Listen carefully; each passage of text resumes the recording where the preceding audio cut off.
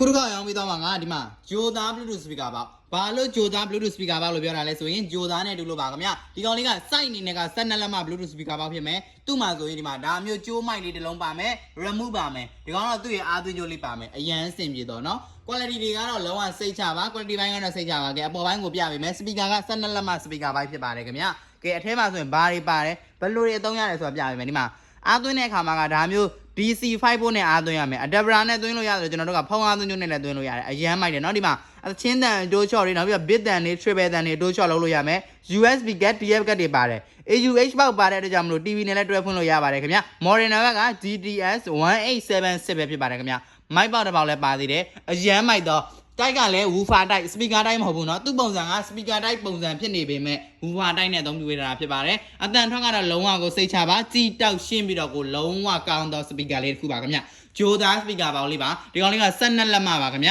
လိုချင်နေဆိုရင်မိုးခစ်ပဲဖုန်းနံပါတ်39ကို43လုံး19500 39ကိုခွန်ကို40 80ခွန်ကိုတို့မှာအမြန်ဆုံးဆက်သွယ်မှာယူပါခင်ဗျ